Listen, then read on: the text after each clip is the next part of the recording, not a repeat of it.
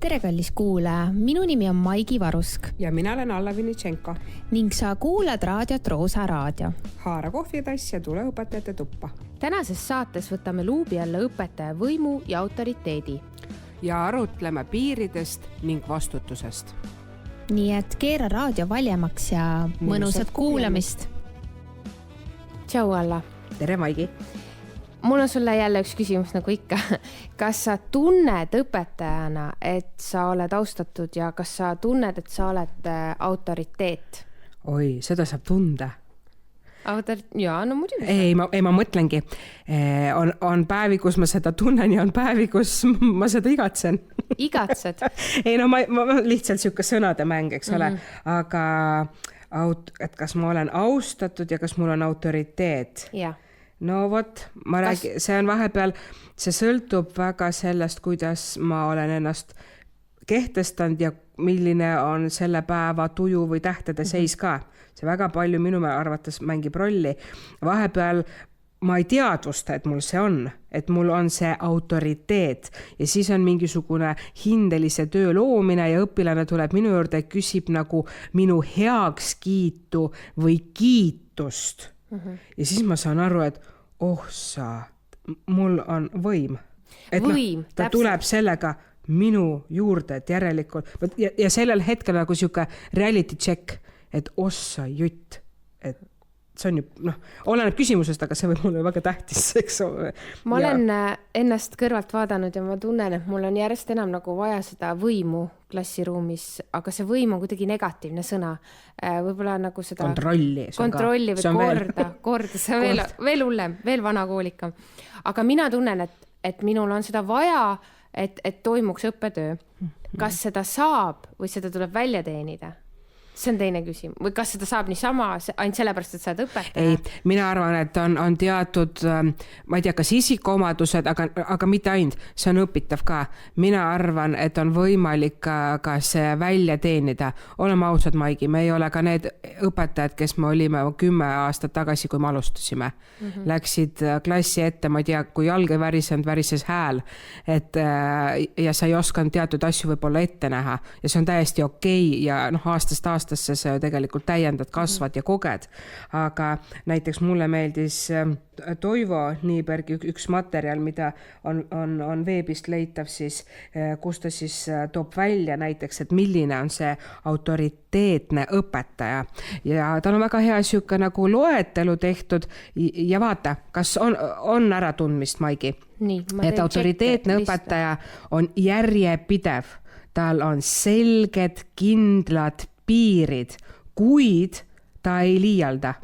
Ta ei lähe nagu liiale mingi samas nõudmistega võib-olla, eks ole.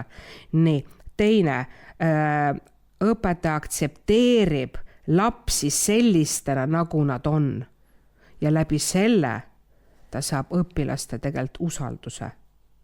Teine, või kolmas on see, et õpetaja on jutumärkides nagu kohal, mitte nagu kehana kohal, vaid ta on päriselt mõtte, keha kõigega seal teemas, tunnis, ta on võimeline selgitama, juhtima, arutama, aga ei ole agressiivne.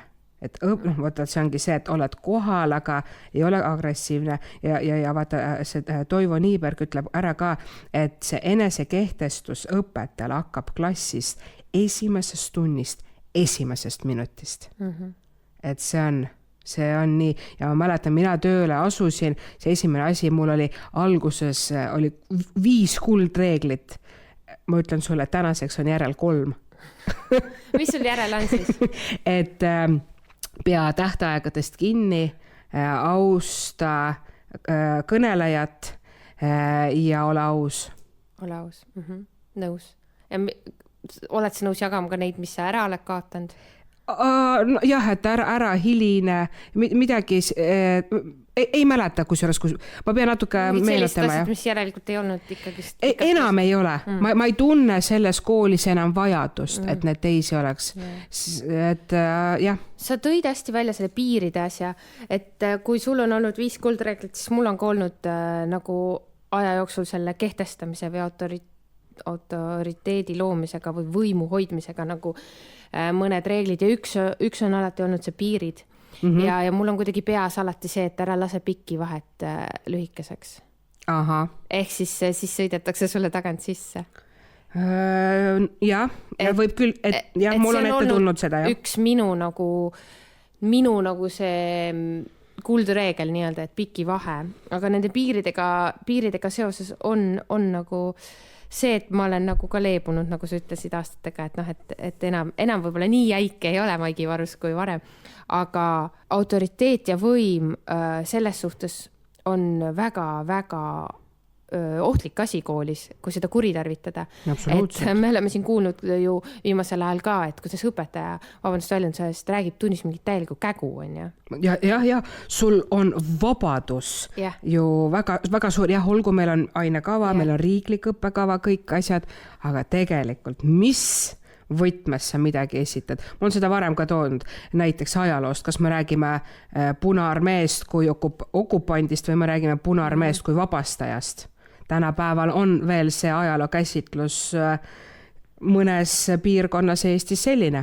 See ei ole okei. No ei ole muidugi, aga nüüd ongi see, et kool on ikkagist nagu nii suletud kuidagi mõnes mõttes, et sa saadki seda ära kasutada nagu seda. Ja vähe see, et kool on suletud, sul on klassiuks ka suletud. Ja keegi nagu ei kuulegi, mida sa seal teed või mida sa seal räägid. Ainult sel juhul, kui keegi klassis seab kahtluse alla seda, mida sa räägid. Eksid mingi faktiga, aastaarvuga. Mul on olnud, ma olen eksinud. Ja mul on ja muidugi, aga õnneks on alati olnud õpilane klassis, kes on õpetajaga õpikus on nii, siis vaatad, tõesti, ma väga vabandan. No see võimu asi või üldse see, kuidas me nagu kasutame seda, mida me nagu õpilastele õpetame, et just rääkides sellest, et oli ju ka, et õpetati mingit täiesti pseudo asja koolis, et sellepärast see õppekava on, et me ei läheks nendest raamidest. No kool ei ole koht, kus tšakrasid avada. Jah.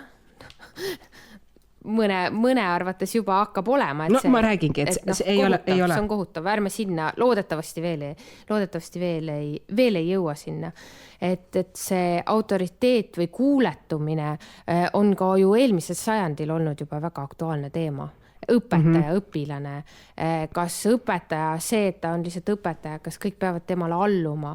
Eelmisel sajandil tehti ju Milgrammi, ma ei tea, kas ma hääldan seda õigesti, seda testi 1960 midagi.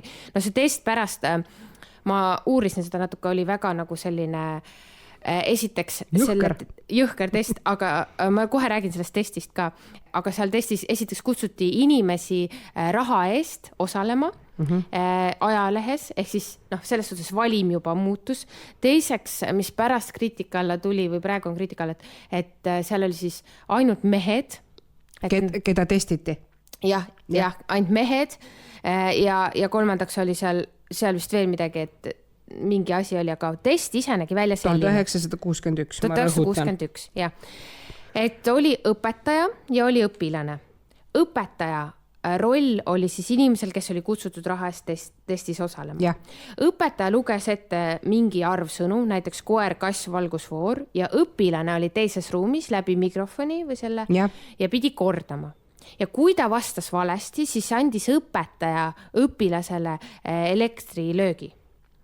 Ja iga järgneva vale vastusega suurendati elektrilööki. Ja see läks kuni selle ohtliku piirini, et inimene võib saada surma. Ja ma vaatasin, olid videosalvestused, kuidas see õpetaja, ehk siis see katsealune, kes pidi andma teisele inimesele elektrilööki vale vastuse korral, kuidas ta tegelikult ei tahtnud seda teha, aga öeldi talle, jätkake katset. Aga mis see eesmärk oli? Eesmärk oli kindlaks teha üldse tegelikult tõestada kuidagi ajalooliselt, et miks inimesed üldse, miks nende sees on kurjus ja kus see kurjus tuleb. Okei, aga järelikult see õpetaja, kes pidi seda nuppu vajutama või keerama, oli ikkagi mingi selline see oli tavaline inimene. Ma mõtlen, ta ei olnud õpetaja või? Ei. Täitsa tavaline? Tavaline, jah. Aga see oligi nagu tehtud, et ta õpetab sulle 3 sõna, sa vastad valesti, et sa saad nagu karistada. Et tegelikult ju eelmisel sajandil ma olen küll kuulnud lugusid, kus õpetaja pani joonlauaga vastu ja minu isa on ka rääkinud. et see oligi see test nagu, aga kas kujutad ette, et sa tänapäeval, kas sa annaksid oma õpilasele elektrilöögi, kui ta valesti, no täiesti absurd. Ei, ma ei tuleks selle pealegi, ma ei tahaks ka, ei. Või sa lööksid teda? Ei, ma ei taha sellist vabadust. See on füüsiline, aga vaimselt.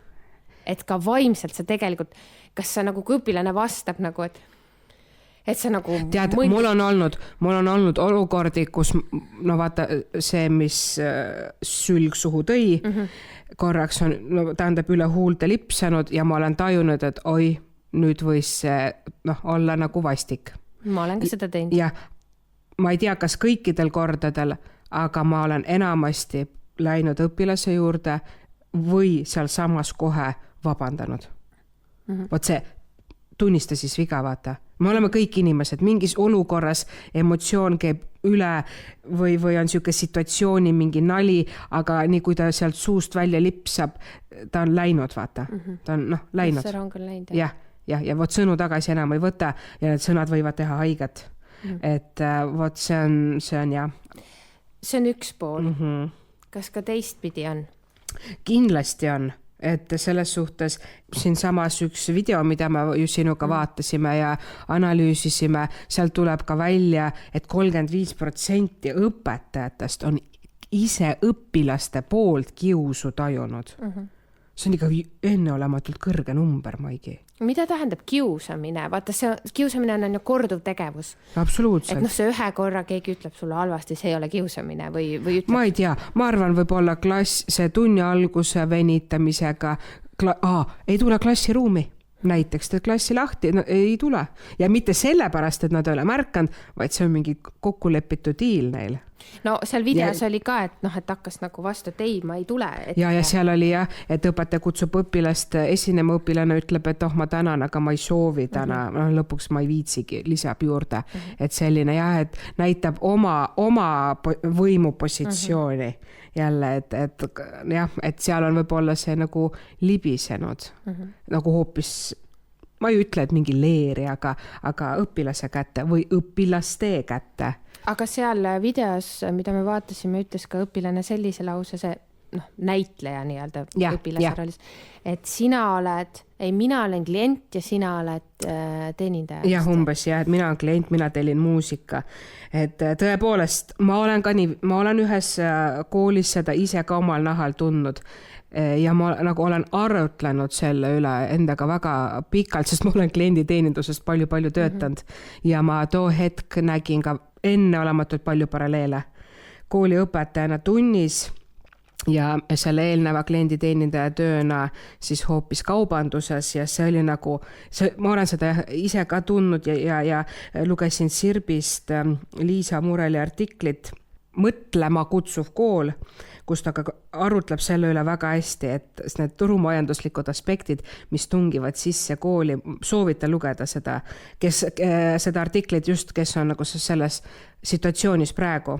Ja tõepoolest, et tänapäeval ongi nagu see nihkunud, Liisa artiklis tuleb see väga hästi välja, et mitte vanem ei anna enam aru koolile ja õpetajale, vaid hoopis õpetaja peab vastutama siis iga vähemagi pisiasja eest. Et kui õpilane ei taha, ei soovi, ei õpi, siis on õpsi süü. Ja kui on järsku, et hops, laps ei taha enam koolis käia, siis on kohe, tal on diagnoos, tal on depressioon. Ma ei taha nagu seda alavääristada, seda võimalust, aga et kogu aeg on kuhugi nagu varjuda ja kuidagi meie ühiskonnas on kahjuks nii, et keegi peab alati süüdi olema. Ma ei saa sellest aru. Et kogu aeg keegi on süüdi. Ma ei oska öelda. Ja siis ongi, et seal artiklis tuleb ka väga hästi välja, et õpetaja on justkui kelner, kes teeb kogu töö ära ja õpilane on see, kes võtab vastu, aga pole vaja pingutada. Et pingutust nagu ei ole ja siin ta toob väga hea nagu siukse ettepaneku või selles suhtes või toob välja, et tuleb loobuda sellest niinimetatud libademokraatiast. Et võrdsust õpilase ja õpetaja vahel seal klassis, koolis, ei saa olla. Nad ei ole võrdsed seal rollis tegelikult.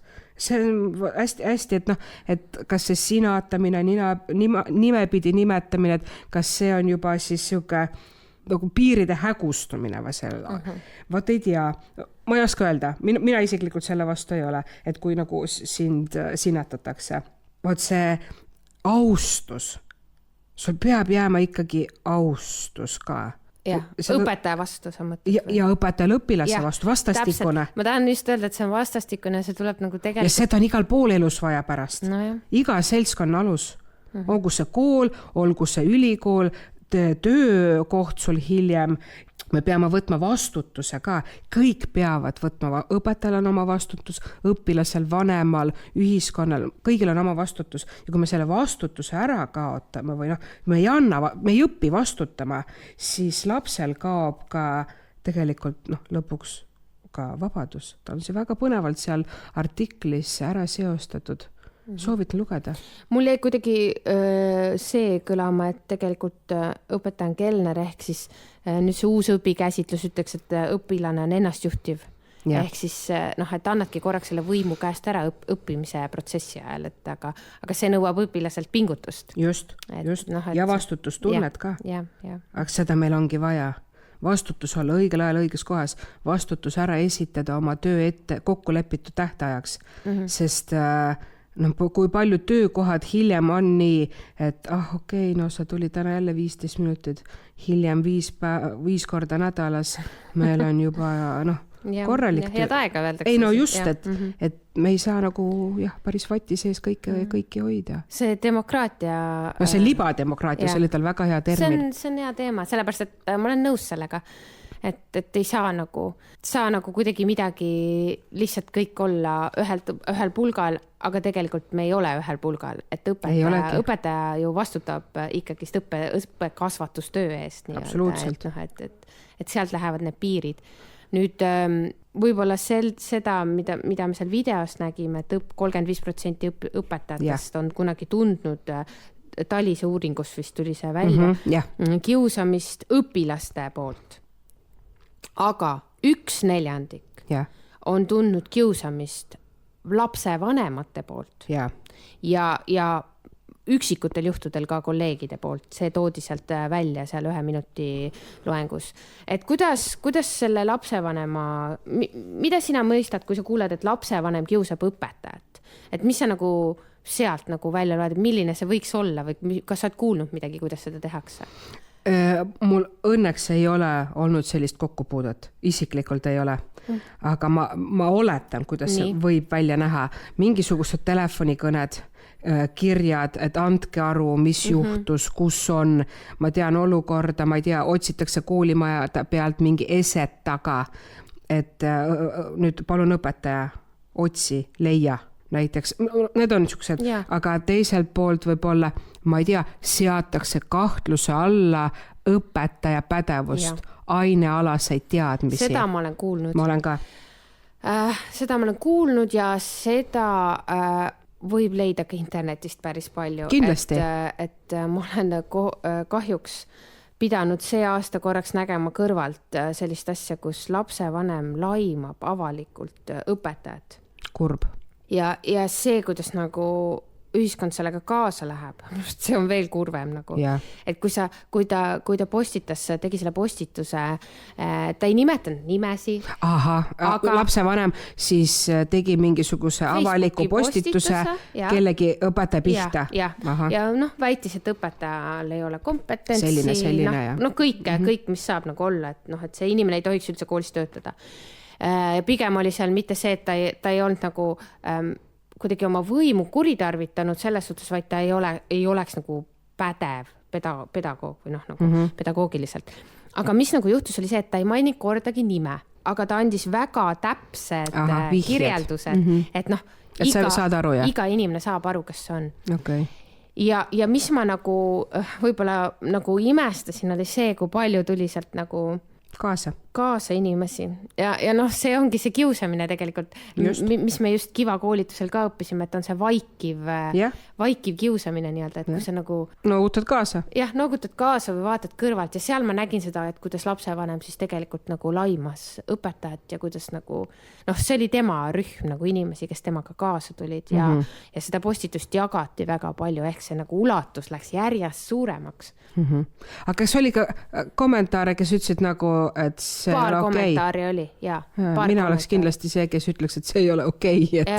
No mina olen see, kes alati siis, ma ei tea, kas see aitab midagi, aga ma nagu nii-öelda panen selle postituse nagu, et see on viha. Ja õhutad nagu vihale, õhutatakse viha. Jah, vaene. Ja seda õpetaja küberkiusamist toodi seal videos välja, et õpetajaid küberkiusatakse järjest enam. Ütleme nii, et tehakse sust mingi selja tagant mingi pilt. Ja. Ma ei tea. Tehakse memesid. Jah, pannakse sulle mingi asi, võetakse sinu nägu, on ja kleebitakse kellegile teisele peale. Absoluutselt. Et see läheb ka piir. Ma olen ühe korra seda nalja kasutanud, teinud nagu teistpidi seda, on ja. Sa oled õpilaste nägusid kuskile pannud või? Ei, mitte avalikult. Ei, jah, just, vaata, kus läheb see piir? Ei, ma ei ole õpilaste nägusid kuhugi pannud, ma kasutanud õpilasi nagu selles töölehes nimena. Nimeliselt, jah, aga ma ei pane seda avalikult kuhugi ülesse. Aga just see, et see õpetaja küberkiusamine, et ka see on tegelikult väga, väga huvitav aspekt ja ma pean vist vabandama oma kunagise õpetaja siinkohal, et kunagi oli selline platvorm nagu Orkut. Aha, oli. Enne Facebooki. Nii. Ja kuna mulle väga, me kõik fännasime oma füüsikaõpetajat, siis mina ja siis osad veel olime sellises grupis Facebook või seal Orkutis, selline kinnine grupp, et selle õpetaja Vahur Pohlasalu fännklubi. Okay. Ja ma tean, et ta pöördus minu poole ja ütles, et Varusk, et ma kuulsin, et sa tegid sellise grupi. Aha. Ja ma sain aru, et talle ei meeldi see tegelikult, et tema nimeline grupp on kuskil ja tema pilt oli ka. Aga sa nüüd õpetajana saad aru, miks see võis teda häirida? Jaa, ma saan seda täiesti aru ja ma palun tage. Oota, vabanda ära, et siis ma ei sega vahel. Et õpetaja Vahur Pohlasalu, ma väga vabandan, et ma sellise grupi kunagi tegin, et ma ei suutnud näha siis seda, mida ma praegu näen. Aga mis sa praegu näed, ütleb?